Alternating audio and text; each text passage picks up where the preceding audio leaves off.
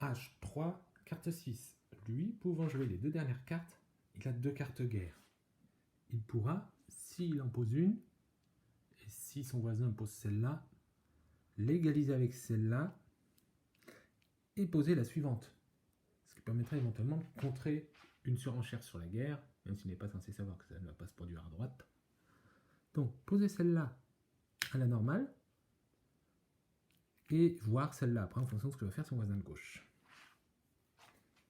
Ici, ou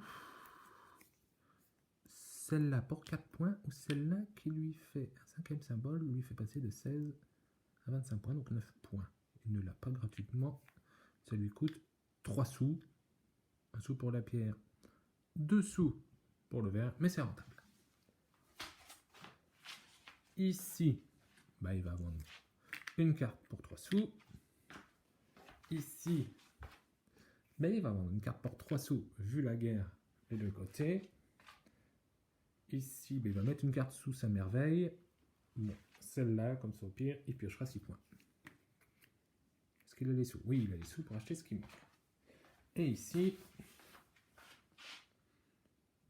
donc là, il peut poser celle-là pour 2 sous, mais il ne sait pas ce que son voisin va faire. Est-ce que son voisin va essayer de le battre à la guerre?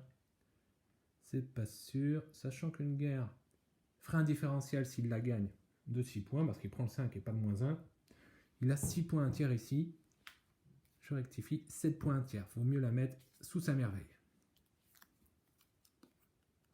Plutôt celle-là, pour éviter que Babylone la pioche au cas où. Et voilà, à tout de suite pour Babylone dans la défausse, la guerre et les résultats.